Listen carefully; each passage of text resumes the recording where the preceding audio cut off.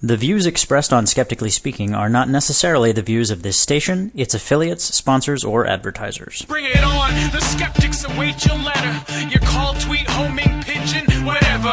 Desiree Shell gonna raise a little hell, metaphorically that is. Cause we're skeptically speaking.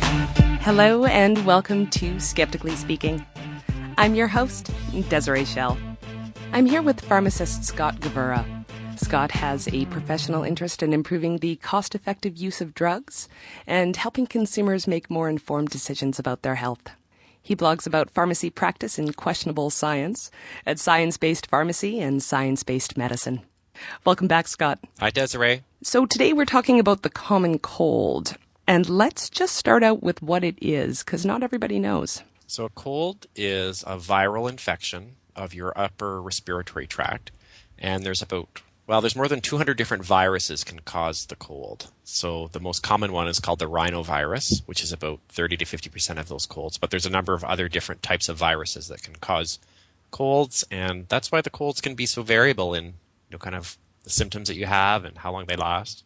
Well, why does it make you feel so awful? So these viruses, they colonize your respiratory tract, so mainly the back of the throat, and then they cause this kind of release of all these different cell signals, chemicals like histamine, leukotrienes. And that's what causes the initial symptoms. And then your body mounts an immune response, and that causes the other symptoms as well that you're having, which is the sore, scratchy throat. That's often what you notice first. You're sneezing, your nasal discharge, the stuffiness. Sometimes you can get ear infections and sinus infections after as a consequence of having the cold. So that's kind of what it is. Basically, your body's fighting off an infection in the back of your throat, in your upper respiratory tract, and it's that battle which is causing all the symptoms, which make you pretty snotty. Well put. Well, how is that different from the flu? Influenza, or the flu, is a lot more serious, and it's much more serious, but it's much less common. So the flu is caused by 3 different types of viruses, conveniently named influenza A, B, and C. And influenza A is the virus that's responsible for the pandemics and the flu outbreaks that spread worldwide. So influenza A can cause fairly severe disease, and it can cause deaths even in young people. So if you remember H1N1, I think I actually was on the show talking about this. Mm-hmm. That was a strain of influenza A. So influenza is, most people recover, but it can cause complications which can lead to hospitalizations and to deaths as well. So you can think of flu as kind of being a much more severe, although much more rare type of infection in most cases.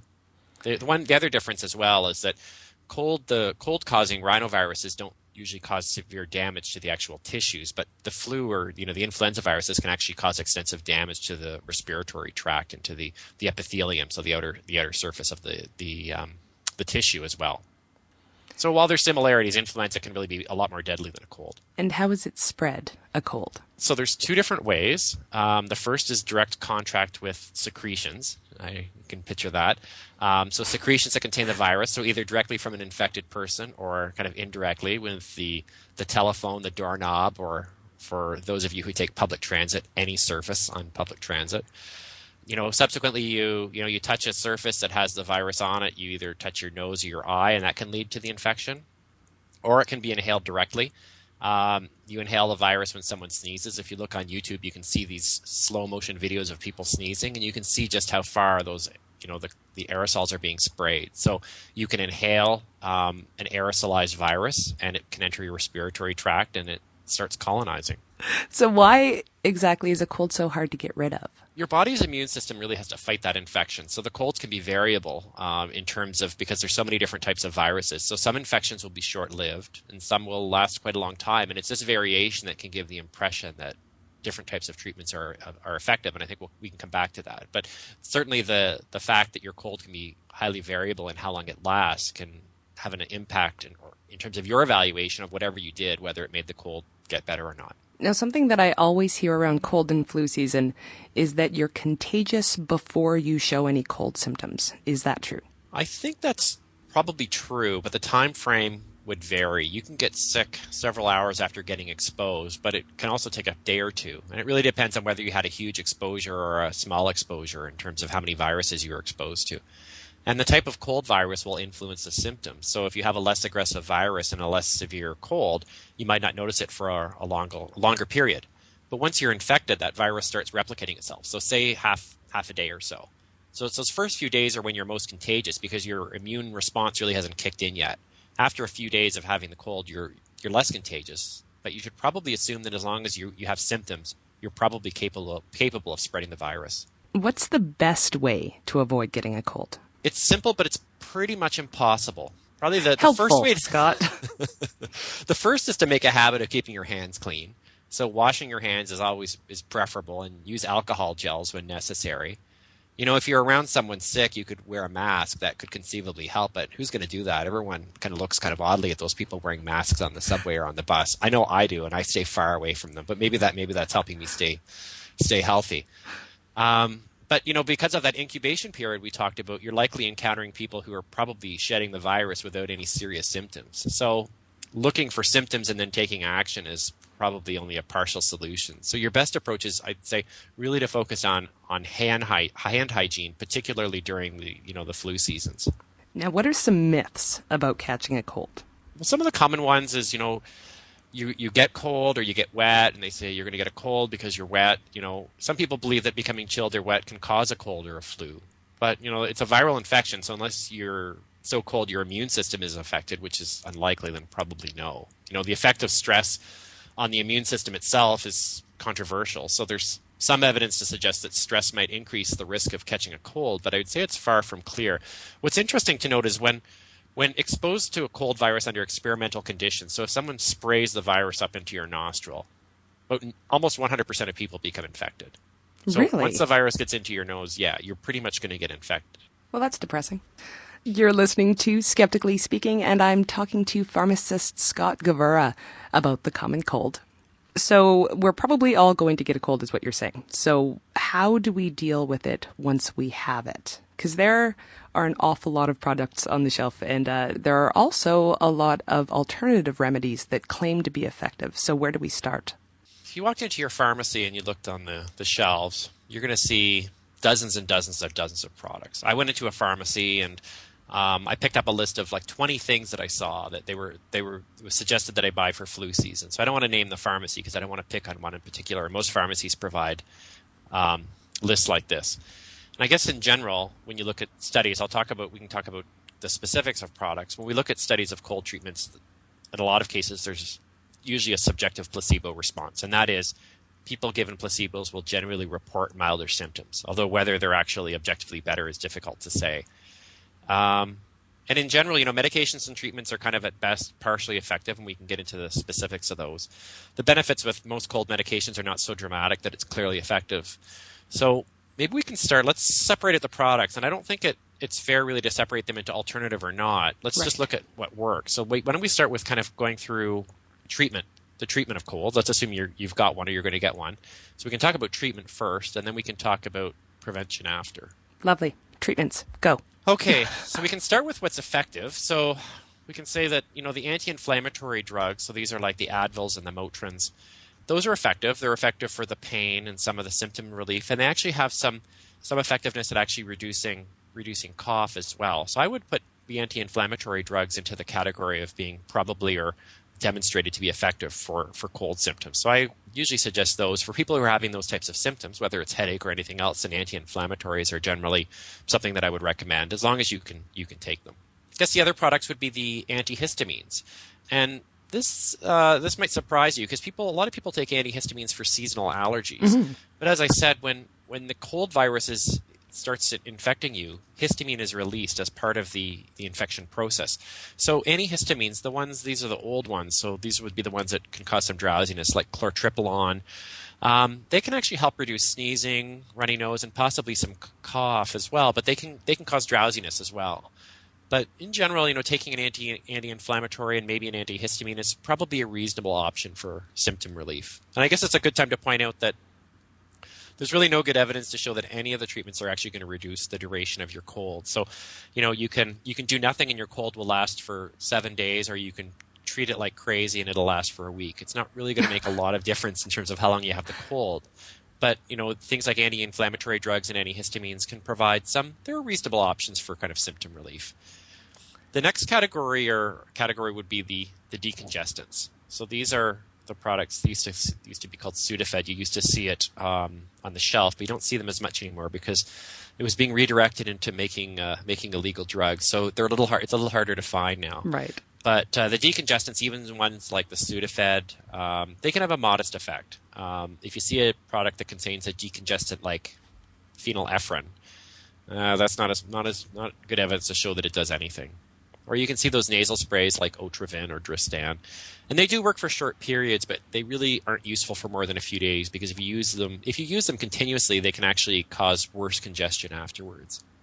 So those are kind of the main categories of the products that work. And what's really interesting is although there are dozens and dozens of those traditional cold remedies on the shelf, almost all of them have about the same ingredients. So here's a little tip. So if it says something, it'll have a letter D on it. So it'll say something, and it'll say -D. That means it has a decongestant. Or if you see it has a -DM, that has dextromethorphan, which is for cough. Or if you see an E, it has an expectorant. And usually those ingredients are all the same. So there's about 6 or 7 different companies that make cough remedies, and they all have basically the same ingredients. There's going to be differences in the flavor, but generally they're all pretty much the same. But that's about it. Just the flavor. Good. So another product that's really interesting that I was surprised, actually does seem to work is something called a neti pot. Have you ever heard of a neti pot? I have. I tried it once. And? It felt weird. Very weird. If you've ever been body surfing and you've been hit by a big wave, then that's kind of what a neti pot feels like. So that was my impression. I tried it, and then in the interest of science, I did give it a try. So neti pots are these little devices. They look like little tea kettles. You fill them with water and a bit of salt. You tilt your head. You jam the spout in one nostril, and you lean your head over until the water flows out the other nostril. So while it's not clear that neti pots make a whole lot of difference for colds, they do seem to work. They work okay, and they seem to actually, there's good data to show that they seem to work for long-term sinus issues. So for people who say, well, I don't want any drugs at all, I don't want to take a decongestant, I just want something to clear up my nasal passages because I can't pass this mucus in my nose, then I say, well, you can try a neti pot. But they may sound like an alternative treatment, but they're not alternative because they work. So they're medicine now. We have a question from the chat from Cy Curious. How does a drug like Tylenol reduce cough? What's the mechanism? Tylenol would be effective for reducing pain, but acetaminophen or Tylenol doesn't have the anti-inflammatory properties as the drugs like Advil and Motrin. So that will provide you with some pain relief, but it won't provide the cough suppressant effects that the anti-inflammatory drugs do. The anti-inflammatory drugs have effects on several other systems other than the Tylenol. So Tylenol is very good for pain relief, but doesn't have the other effects in terms of the other effects that you may see with the positive treatment of colds. Well, you mentioned cough suppressants. Yeah, so dextromethorphan, or DM, is what you see on the label of some products. And the benefits of DM, and this is a very popular ingredient in cough remedies, is actually not that impressive. So there's only been a few pretty poorly conducted trials, and they're not impressive. And that's the same with that expectorant guafenicin, which you'll see it'll say DMD or DMDE on the labels. And the expectorant as well, there's really not good data to suggest that those products are particularly effective. So if you don't want to use DM, you'll sometimes see some cough products, and depending on the country you're in, or I think even by province, in Canada they're usually behind the counter, but you'd have to ask the pharmacist for them. But there's cough and cold products that contain codeine. And codeine's actually been evaluated in good detail, and it really doesn't seem to be that effective for acute cough. So it doesn't seem to have any real benefit for people who have cough due to colds. Well, what about zinc for coughs? It's in so many lozenges now. Yeah, zinc's been studied, and the effects are inconsistent. I'd say that it's probably a plausible treatment, but zinc can cause quite a bit of nausea. It's one product I tried myself several years ago, and I noticed it as well. It does cause nausea, and the lozenges don't have a great taste. So my concern with these studies is always whether they've been properly blinded. The blinding has been able to be maintained. So I think that the science isn't clear yet on that. I do want to point out that the FDA issued a public health advisory in, I think it was 2009, about zinc products because of the reports of permanent loss of smell. But that was with a topical spray. So I would say that while zinc has potential, I definitely wouldn't recommend it as a nasal spray. If you want to try it to duplicate the effects that were in place in the clinical trials, you need to take a lozenge every 2 or 3 hours while you're awake. Oh, really? Yeah, so you have to use it pretty frequently. Like the idea is basically you're kind of bathing the back of your throat with zinc. So, and as I said, a lot of people find that it makes them quite nauseous. So, but certainly, I mean, if you wanted to try the lozenges, that's something you could try. Most people find that they can't. They don't like them that much. We have a question from the chat from Anxious Medic. Should we control fever with a cold? I've heard that many infectious disease doctors are suggesting a fever should be left to run its course. I don't think that there's good evidence to. I mean, you definitely don't have to control the fever if you don't want to. If it's for yourself or for a child, certainly, I mean, you can treat it if they're uncomfortable, and that's usually what I recommend. There's no mandatory need to treat a fever. Certainly, if the fever gets too high, then that becomes a medical issue. But we're just talking about, say, like a slight elevation in temperature. If it's not bothering you, or you don't, or your child's not complaining about fever, then you don't have to treat it. But if they're more comfortable and they're sleeping, and they if they can't sleep, then I don't have any hesitation in recommending it. I don't think that we have really good evidence to say that there's significant problems from treating a fever, and I think we have to weigh that against the fact that if you have a bad fever and you can't sleep, then there could be consequences to that as well if you're if it's disrupting you in other ways. And a question from the chat, another one from Cy Curious. And for those who are jealous, she gets as many as she wants. What kind of studies are currently ongoing with the common cold? Are they working on prevention, shortening of symptoms? What things are being tested right now, if any? That's a good question. I could jump onto clinicaltrials.gov and look right now, but Desiree has forbidden me from touching my keyboard, so I can't do that. So I'm actually not sure. I mean, I think that there's a lot of products that have been evaluated. Certainly, there's some that continue to be studied in trials, and there's more research around. Some of them are promising products. What surprises me, a lot of these products that have been on the shelf for years, decades in some case, there's no trials that I can see underway, and no trials have even been done. They've just been used because they've been used, and they're popular because they're popular. And once something's popular and being used, what's the incentive for a manufacturer to do a trial? And we'll get to more on the common cold with pharmacist Scott Gavura after this.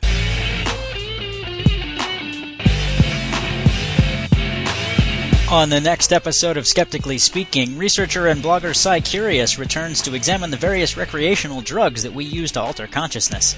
How do they affect us? How do we study them? And do they have any uses beyond their recreational properties? And we'll speak to pharmaceutical researcher David Kroll about cannabimimetics, synthetic compounds that mimic the effects of marijuana. That's next week on Skeptically Speaking, on your local radio station, or online at skepticallyspeaking.com. Welcome back to Skeptically Speaking. I'm your host, Desiree Schell.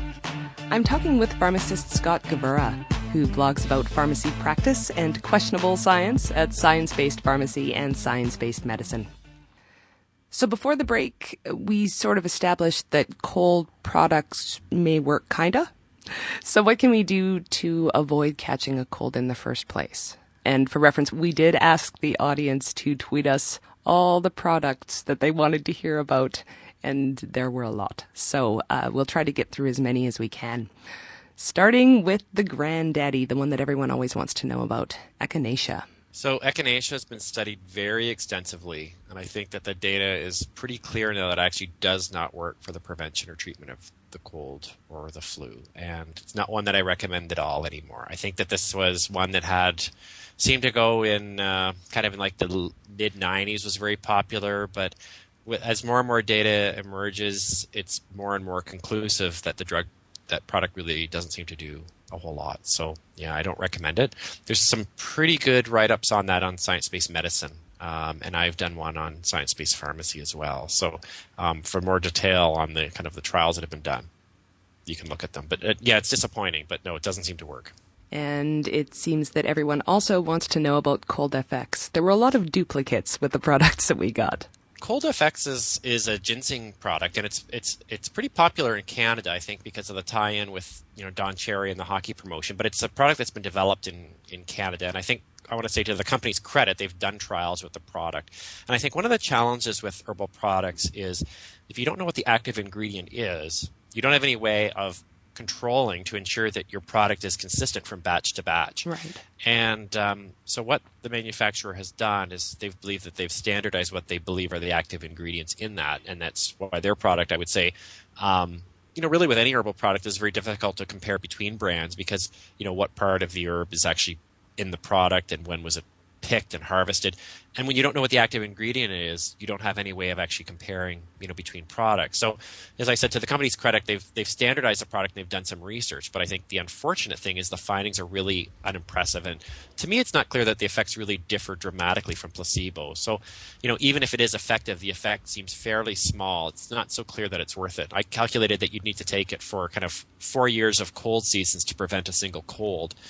There's really no great evidence to suggest it has any meaningful effects on a cold once you have one. So, as I said, I'd like to see some more studies with it, but based on what we've seen so far, it's really not that impressive. It's expensive as well, isn't it? It is pretty expensive, yeah. I think that I did do a calculation on the cost, and I think I calculated it would be a few $100s to prevent a single cold based on the data that had been published.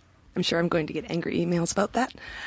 How about vitamin C? Vitamin C, well, at least it's not expensive. So vitamin C has been, a favorite since the time of Linus Pauling. But the research has kind of shown otherwise. It's failed to find a consistent and convincing effect. And I think this is when you look at a lot of the natural products or even drug products. Is not only do you want to see an effect, but you want to see it demonstrated consistently. And really, if you want to think about taking the product, you want it to be a convincing, like a meaningful effect. So with vitamin C, there's no great evidence to support kind of routine supplementation in the regular population. Now, there's some evidence to suggest that people who are in extreme cold conditions or extremely physical active, that there may be some benefit, but it's not clear that it's a real effect. Because they've done some studies in marathon runners, and it's suggested that the cold, there seems to be fewer colds in people who take vitamin C supplements. But there's also concerns about antioxidants like vitamin C blocking some of the beneficial effects of exercise, and I've blogged about that pretty recently on Science-Based Medicine. And I don't know if it's clear yet either, but generally I don't think there's enough to justify a specific supplement of vitamin C for the prevention of cold. But on the plus side, there's little evidence of actual harm for most people with kind of routine supplementation. How about vitamin D? Now, vitamin D is quite interesting, and I guess to answer Scott Curious, I hope that there is more research going on with vitamin D, because I think that vitamin D is actually pretty interesting. There's an association, between rickets, the vitamin D deficiency and respiratory tract infections, and there's population-level studies that have associated vitamin D levels with recent respiratory tract infections. But trials that have randomized patients, prospectively to vitamin D supplements or placebo, they haven't been as impressive in showing a benefit with respect to colds.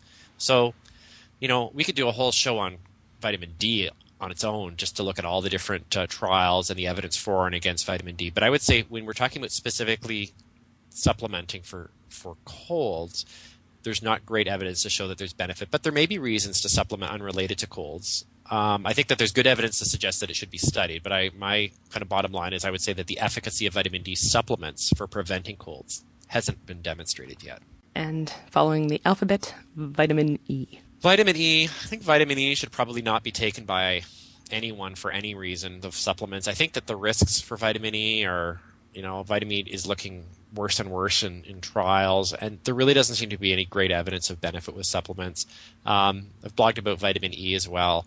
I think that the risks, I don't recommend vitamin E supplements as a separate supplement for anyone anymore. And why is that? There's concerns about cancer risks with vitamin E in terms of increasing the risk of cancers. And I think that in the case of vitamin E, it's not really clear that the supplements are actually provide any. That's the interesting thing, is that it's never been shown that the drug actually provides a substantial benefit. And so when you're looking at a product that may or may not have harms and the benefit really isn't clear or hasn't been demonstrated, then that kind of, when I'm making recommendations to people, it really tilts the kind of the risk benefit very far away from that product. Because if there isn't clear benefit, then why would you take on any incremental risk with supplementing? And when you're talking about preventing something like colds, then you need to supplement routinely, because you don't know when you're going to get a cold. You can't just load up on it once you've got the cold. So I don't recommend vitamin E supplements. Now, the next one is one that honestly is thrust at me every time I get sick. Oil of oregano. It works on your pizza. It works on your colds. I love that stuff. The oil of oregano is amazing because there's really no great data to suggest that it really does anything. Now, it kills viruses in a test tube, but if you throw lime and tequila and salt in a test tube, it'll kill your it'll kill viruses too. But nobody's recommending margaritas to prevent colds. except maybe big tequila. But big tequila, so yeah, I would say, that's a thing now. They're So very really, low key. no oil of oregano, not at all. I can tell all my cold workers. There's no data that we can point to say that it has any meaningful effect. I mean, if you look at what the claims are about oil of oregano, it basically does everything. All right, how about something else yummy? Garlic. It's a standby for preventing colds. And it could have antiviral properties again, but it's not clear that when you actually consuming it, it has those same properties when you're absorbing the chemical constituents of garlic. There's some pretty weak evidence to suggest that a garlic supplement might reduce the chance that you get colds. So it's promising. I'd like to see better evidence before I recommend supplementing it. But I love garlic, and if my souvlaki will reduce my chance of getting a cold, I'm all for it. But I want more evidence before I say you should be taking a garlic supplement. Maybe a souvlaki supplement I might feel different about, but garlic supplements, not yet. I can get behind that, actually. How about ginger? Ginger, again, I think that, subjectively you can drink ginger and you feel better. I know when I was sick, my parents always gave me flat ginger ale, and I felt, amazed by that because of the sugar and the ginger. But there's no data to suggest that ginger has any meaningful effects on preventing a cold. And there's no clear mechanism to say that it would have an effect. And when we're talking about these kinds of remedies, what kinds of studies are we talking about? Like, how many studies have been done on things like this? It's kind of the same trajectory we see with a lot of supplements in that, there may be one clinical trial that shows an effect, but it's small and preliminary. Then you see more studies and the data is, they're better controlled, they're larger, and the effect seems smaller until you do even better studies, and then the effect gets even smaller still. So you see this kind of trajectory of early studies showing promise, and then the large studies show that it becomes dead negative. And we see it again and again with a lot of different products. It's another one with elderberry, which was another one that was on the list, was, there's some preliminary data to show that elderberry extracts might reduce flu-like symptoms. So I guess that's actually more of a treatment more than a preventative. And there's one, study showing some effect, but it's small and preliminary. So I think that it's really hard to conclude from a single study whether it's promising or not. We have a question from Jamie. My mother swears by astragalus. Is there any science behind it? It's a Chinese herb. It's promoted to prevent colds and the flu, but I couldn't find any data to show that it's effective for actually preventing infections. What about homeopathy? Because a number of listeners asked about a product called, help me out here, Scott, starts with an O. It's Aciliococonium. I'm going to go with you. One? Yeah, sure. Sounds good. Yeah, again, very, very popular product for treating and preventing colds and the flu. So it's Aciliococonium is a homeopathic dilution of duck liver and heart extract. And I'm sure most of your listeners are familiar with it, but if you're not, homeopathy is a treatment system invented in the 1800s by a German physician named Samuel Hahnemann. The key principles of homeopathy are, the first one is like treats like, and the second one is potentiation through dilution. So what that means is you would treat an illness with something that causes the same symptoms, but you would dilute it a lot. Now, Aciliococonium is absurd even by homeopathic standards. So in the early 1900s, a French physician decided that Aciliococci, which was something that he invented, the name he invented, were the one true cause of disease. So he saw these, he called them Aciliococci when he was looking, I think, under a microscope. But he probably just saw some bubbles under a microscope because Aciliococci don't exist. But he decided the best source of Aciliococci were a duck's heart and liver. So, a single duck is used to make the world's supply of Aciliococonium. So it's made by, you take this duck, Barbary duck, which is a very unattractive looking duck. You take some of its liver and its heart and you mush it up and you let it ferment for 40 days. And then you dilute it. So you take one part in 100, so take a drop or 1 ml out of 100 mils and you dilute it 200 times in a row, and then you take that final dilution and you drip it on tablets of lactose and sugar. Now that's pretty dilute. So in order to get even a single molecule of that original fermented duck, you'd need to consume a volume of tablets greater than the mass of the entire universe. So how's that for dilute? Not surprisingly, there's no proof that it has any effects on colds and the flu. There have been a couple of trial dones, but the effects aren't meaningful. And there's been a Cochrane review that kind of concluded it was effective based on this weak data. And that Cochrane review has been withdrawn from what I can see. Now, in the United States, I'm aware of at least one class action lawsuit against the manufacturer, basically saying, you're selling a product with no active ingredients. So no, unfortunately, there's no great evidence to support the use of homeopathy, and particularly this product, for colds or the flu. Well, and this is really one of the problems with homeopathy, in my opinion, is that people confuse homeopathy with herbal remedies. Yes, and I think that once you explain kind of the principles of homeopathy and you clarify that in the vast majority of homeopathic products there's no actual active ingredients, they realize that, they realize the difference. And, for me as a pharmacist interested in science, the herbal products are actually really quite interesting because nature is an amazing chemical generating factory, and there's all these really interesting compounds that have been isolated from natural sources and refined and developed into drugs. So, the homeopathic treatment scheme is really not all that interesting because all the remedies are essentially indistinguishable because none of them contain actual active ingredients. So I guess that's interesting from kind of from a perspective about why people would use these products or why people would attribute positive effects to them. But there's no chemical effects because there's no active ingredient. So it's not enough to just say, hey, look, there's no active ingredient in that thing that you like to use. People still want to keep using them. Why do you think that is? Well, like I said, I think that with colds, it's very difficult to say. I thought I was getting a cold last night because I'd been reading up on colds, and I thought, I'm getting sick, which is, But I took my imaginary homeopathy, and I feel better today. So I think that because I don't have a cold. So I think that's just it. It's like we get a lot of colds. We get, kids get six to 10 or more colds a year. Adults get, several per year, and when the elderly actually get fewer colds. We all get colds, and they're all different. We don't know when a cold starts, how long it's going to last, or if it's going to manifest itself into a bad cold. So if you take a cold remedy of, whether it's alternative or not, and your symptoms go away, you might say, oh, it's great. Look at this product is working. My imaginary homeopathy worked, or my cough syrup worked, or whatever else. But you don't actually know the natural history of the cold itself. And that's why in these types of infections, having actual controlled trials is really important because we have no idea whether the products actually are doing anything or not unless we're actually controlling for, using a placebo and actually putting people in trials because we have no idea how long the cold's going to last. We have a question from Gravespinner. Why are so many ineffective products available in Canada? Is the Natural Health Products Directorate not supposed to confirm efficacy? The Natural Health Products Directorate standard for efficacy is actually pretty low. Homeopathic products are approved by the Natural Health Products Directorate, and those products are also considered to be safe and effective. So the standard for evidence for natural health products is so low that effectively anecdotal evidence can qualify as evidence of efficacy. And so the bar is quite low for those products, as well with a number of the so-called, I guess we can call them conventional products or other products. They have a long history of use, and they've been on the market for a long time. But there's really not, when you look at the evidence, as I was talking about with dextromethorphan or guaifenesin or these other ingredients, the data are really not that impressive.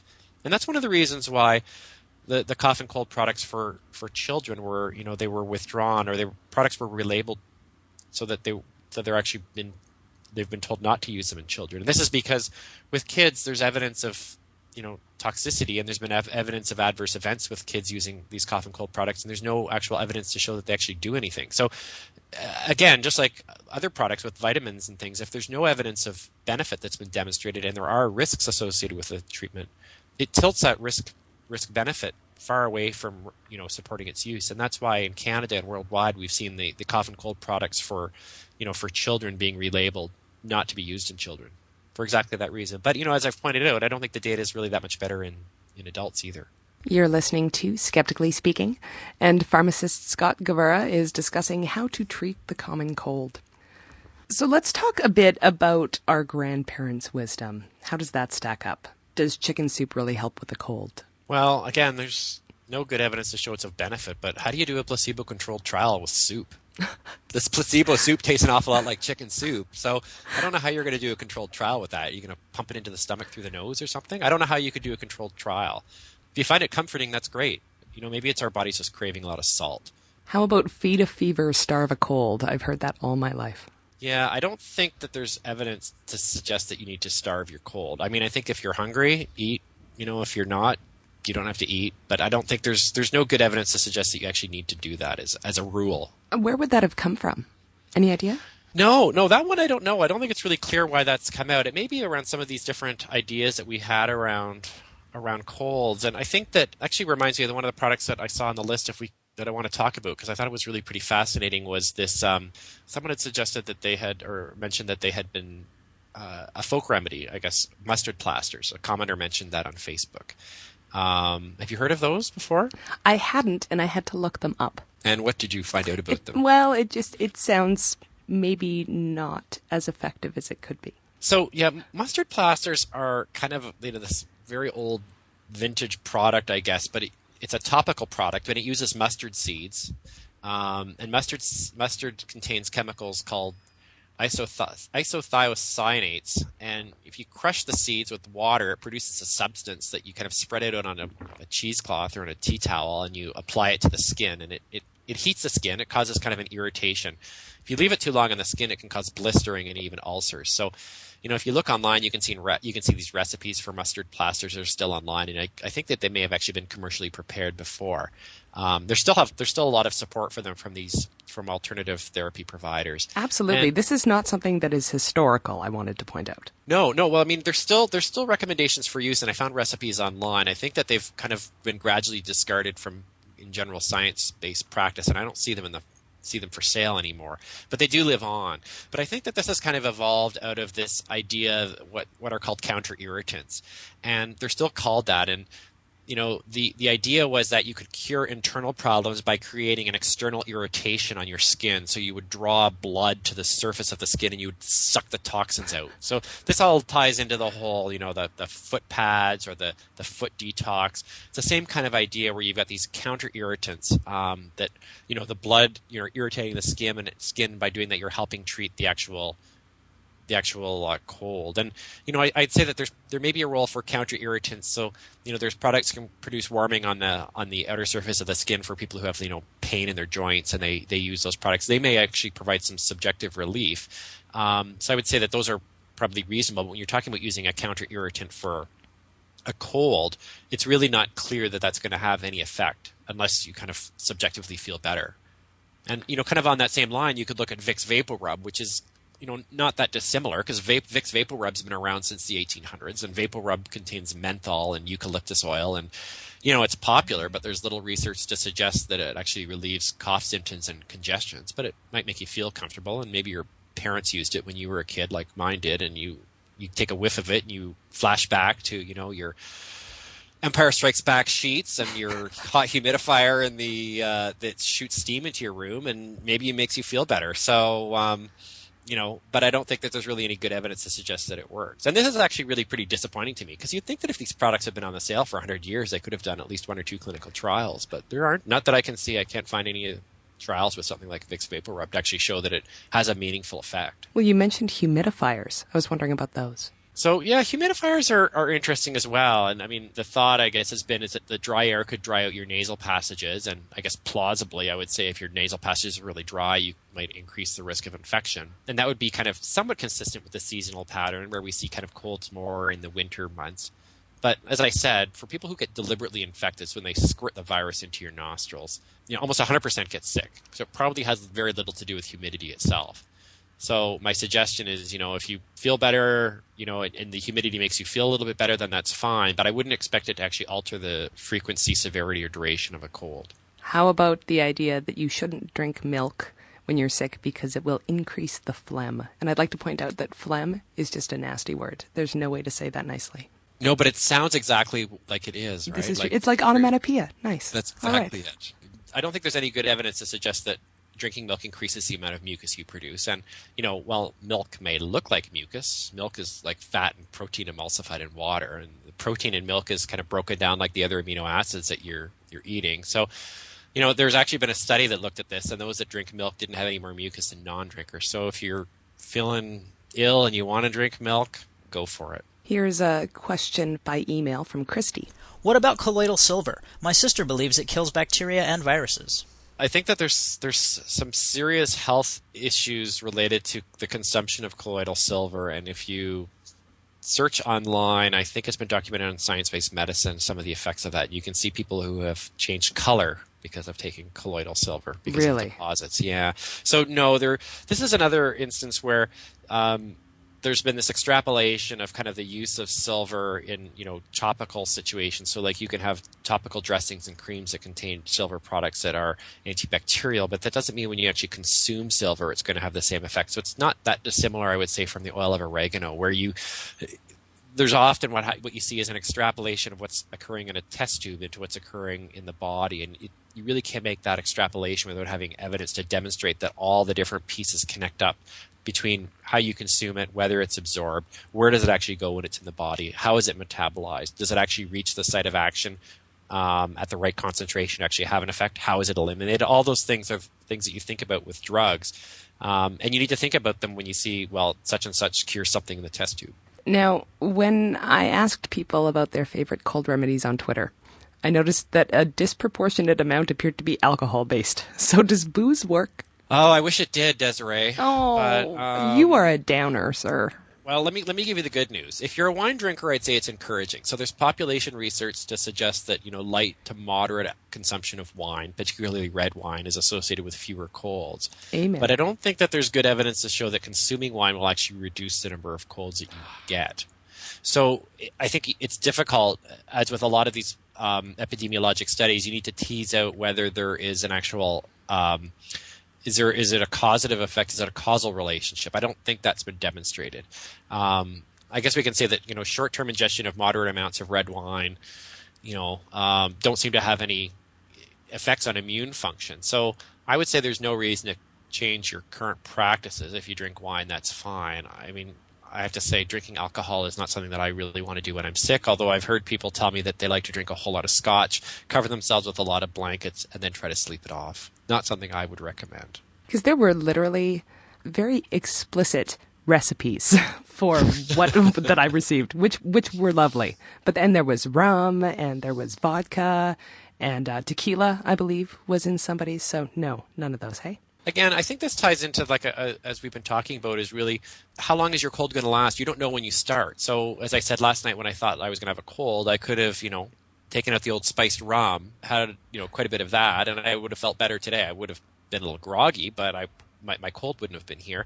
And I may have been shilling big rum on the call tonight for that reason. But if you're drinking enough alcohol to actually kill the viruses, you're probably already dead. It's going to kill a lot more than just the viruses. Noted. Now, is there something about lemon? Because Mila and Annabelle mentioned warm lemon juice and honey. Kylie said flat lemonade, and Liz sips hot lemonade made with spicy chili and ginger. Yeah, I don't know if there's anything specific about lemon that I would say. I think that a lot of it is subjective. I mean, I think, people feel better. They think they're getting some vitamin C. I think a lot of the hot beverages might help you breathe better just because you're drinking a hot beverage, you're inhaling the vapor. You subjectively feel better. You might be, anything that's got spice in it that's got spice added might cause increasing mucus production, make it easier for you to blow your nose. So I don't think that we can say that there's necessarily a causal effect. Some of it might be symptomatic in terms of just making you feel better. There could be some effects.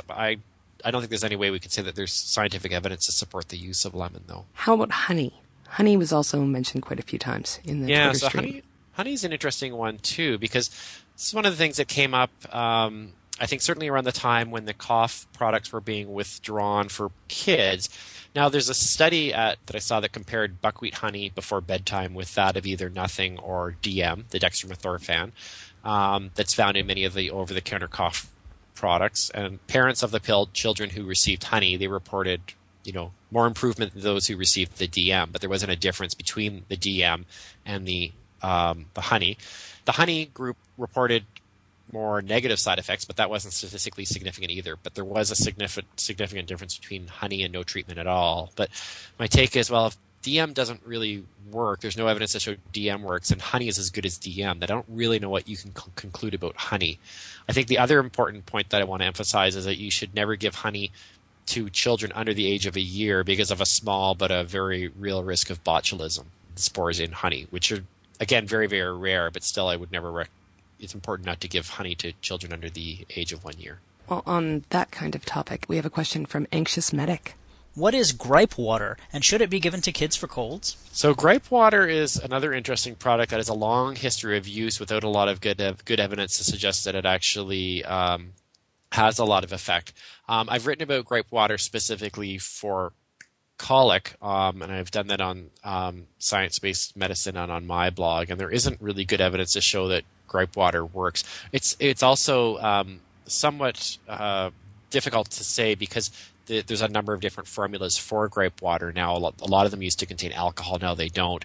And as I said, they're really used more for colic than for anything else.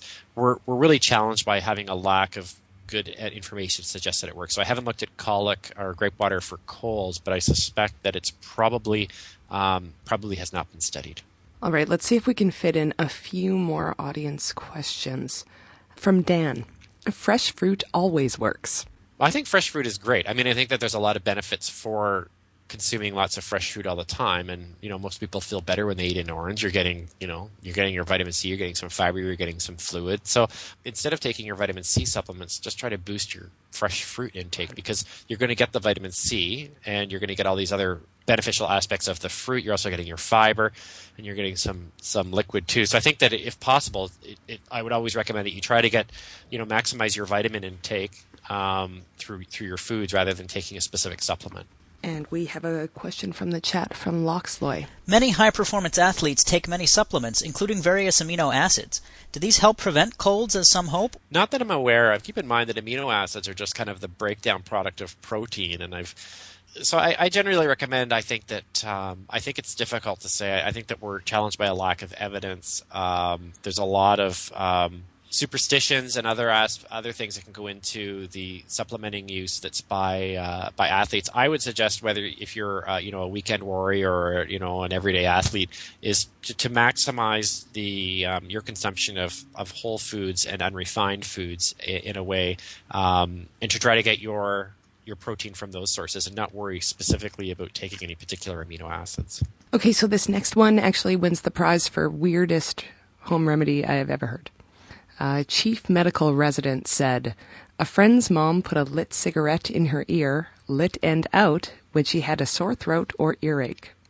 I think this is kind of along the lines of ear candling. I mean, maybe it sucks the toxins out. I don't know. Is that where that idea would come from? I'd be curious to know where the origins of where that came from because I can't think about anything why that would even be thought to be an effective rationale for using for treating a cold. Although I can't understand why people would use ear candles either. So my sense is it's kind of coming along those same lines of sucking at the toxins or something. But no, I got nothing. How about, and this is a tweet from Nicole, how about the copious use of NyQuil and just sleeping through the entire cold? I mean, NyQuil is just another cold remedy, although some of the formulations will contain alcohol, though I'm not sure if all of them do. A lot of the cold remedies used to be alcohol-based and would have alcohol in them. A lot of them have now eliminated or really reduced the amount of alcohol. So I know people swear by certain brands, but as I said, the ingredients that I've talked about are the ones that are in those products, and it's really quite interesting that you'll see somebody swear by the Benylin or the Triaminic or the, whatever brands that they have when it's the same active ingredients. So,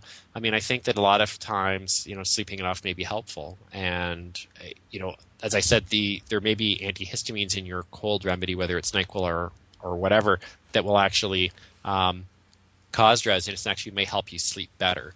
But I don't think there's anything specific in the ingredients that is actually reducing the duration or the severity of the cold itself. Okay, last audience question, and I find this very interesting. It's from Evil Eye Monster. Why is the rhinovirus called a cold? Isn't cold bad for viruses? I don't think it's really clear. I think that it came out of the idea that we were getting sick at the time that we were, when the weather is colder. Colds seem to be spread more during the colder seasons. We're indoors more. That's the only reason I can find for why it's actually called the cold. I don't think that we really know the kind of the history of that, but that's my sense is probably that association with kind of cold seasonal weather.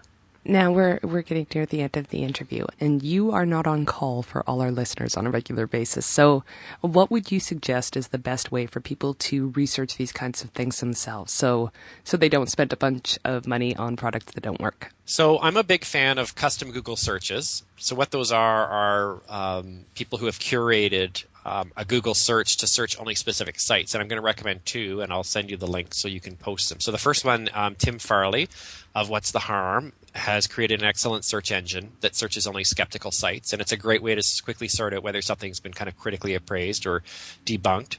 So I use his search engine quite regularly if I'm looking for a quick way of sorting out, the reviews from the sales pitches. There's a second one that I use, which is a similar kind of Google search engine called Netting the Evidence, and I like to use it to get a quick overview of what's in the literature. It searches databases like the Cochrane database that conducts systematic reviews. So both of those are kind of good for kind of the quick and dirty searches. Finally, what a lot of people may be familiar with, PubMed, which searches the National Library of Medicine, or Medline. They also operate an excellent site for non-health professionals, non-specialists, called Medline Plus, that contains kind of excellent science-based medical information written in kind of general language. There's two databases that I use that are both subscription, unfortunately. The first one is called Natural Medicine's Comprehensive Database, which is an excellent site, which basically is my first go-to site for looking up any type of supplement, because they kind of curate and review all the trials out there. And so it's a great starting point for getting a sense of the overview of the literature. So I use that regularly. And then there's a second one called Up to Date, which is also for medical professionals, which is also a subscription-only site, but also is a very good review site as well that I use for kind of the starting of the search before I go into the actual literature itself. So all of those are good, but as I said, the Google searches are good. Or sometimes you can, if I'm doing a Google search, I'll put in -.com. So I'll put in a dash and then put .com, so it'll strip out all the .com sites, so all the sites that are typically selling a particular product. And hopefully you can search the EDUs and the .orgs, which doesn't filter it out completely, because I think that's the challenge that we have is when you're trying to search, you want to search credible sites, and you don't want to search sites that are selling the product. And exactly. That can be difficult to do. Lovely. Thanks, sir. And as always, it is an absolute pleasure to have you on the show. Well, it's been great being here. I'm looking forward to being back next week so I can ask Psychurious some really tough questions. You can find links to Pharmacist Scott Gavura of Science-Based Medicine and Science-Based Pharmacy on our website at skepticallyspeaking.com. You'll also see links to our Facebook page, our Twitter feed, and to iTunes, where you can subscribe to the show, listen to past episodes, or leave a review. And now, a holiday message from Skeptically Speaking. If you're the person who has everything, or you're trying to find a gift for one of those people, we'd like to offer you an assortment of science-related charities that will happily take your money. They're all registered charities in their countries, or projects of organizations that are, and they're all providing education, science promotion, or other valuable services. We haven't exhaustively researched them, so do check them out before donating. You can find links to all of the organizations that we'll mention on our website at skepticallyspeaking.com. Now, if you'd like to help promote science awareness and understanding, you can give to the American Association for the Advancement of Science. AAAS is an international non-profit organization dedicated to advancing science around the world. They work to foster education and increase public engagement in science and technology for everyone, and to strengthen and diversify the science and technology workforce. The National Center for Science Education is a not-for-profit membership organization that provides information and resources for schools, parents, and concerned citizens working to keep evolution in public school science education. And their executive director, Eugenie Scott, is amazing. In the UK, there's Sense About Science, which works in partnership with scientific bodies, research publishers, policymakers, the public, and the media to change public discussions about science. Their award-winning public campaigns share the tools of scientific thinking and scrutiny, and their International Voice of Young Science network engages hundreds of early career researchers in public debates about research and evidence. The Royal Institution of Australia is a national scientific non-profit organization with a mission to bring science to people and people to science. Their vision is that science should become recognized as pivotal in everyday life. They aim to broaden the appreciation of science and technology as a part of the culture of Australia, and to help develop inquiring minds that can appreciate the process, constraints, and potential of science. And we were a bit sad to note that Canada doesn't seem to have an organization like this. Ahem. Helping to encourage interest and expand opportunities for women in science is an issue that's very close to our show's collective heart. 3 charities that promote and encourage women and girls in science, engineering, and technology are the Society for Canadian Women in Science and Technology, and in the U.S., the Association for Women in Science and the Anita Borg Institute for Women and Technology. And the Society for Canadian Women in Science and Technology has a program that specifically helps immigrant women connect with mentors in their field, so do keep that in mind. And lots of fantastic charities out there are bringing the wonder of science to children. In Canada, we have Let's Talk Science, an award-winning national organization. They deliver science learning programs and services that turn children and youth onto science and keep them engaged in lifelong learning. In Ontario and now in Lethbridge, Scientists in School is dedicated to encouraging a lasting interest in science, technology, math, environmental stewardship, and engineering. And ACTUA is a national organization that provides young Canadians with positive, interactive learning experiences in science and tech. Primary Connections is a project of the Australian Academy of Science that links science with literacy and aims to enhance primary school teachers' confidence and competence for teaching science. And we've talked about Dark Skies, Bright Kids on the show before.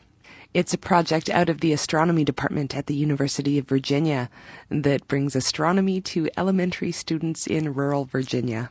They foster the natural curiosity of children by helping them to explore the universe in a social setting with fun, hands-on activities. Some other science-based or maybe just slightly nerdy charities that we wanted to mention include Health Right International. Health Right treats access to quality health care as a basic human right and works to build lasting access to health for excluded communities.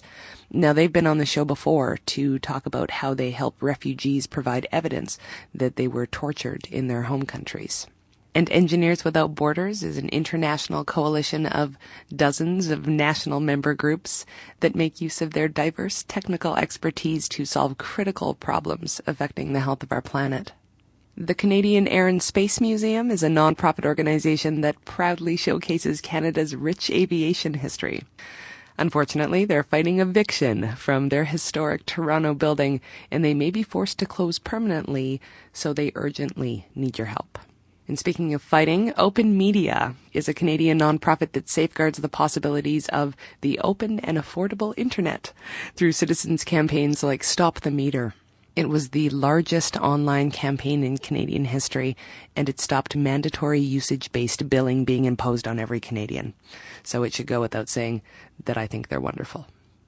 And in the U.S., the Able Gamers Foundation promotes open dialogue, education, and research with the goal of bringing greater accessibility in the digital entertainment space. They help people with disabilities to gain a greater quality of life and develop the rich social life that gaming can bring. You all know what I'm talking about. One area of science that we think bears extra mention is stem cell research.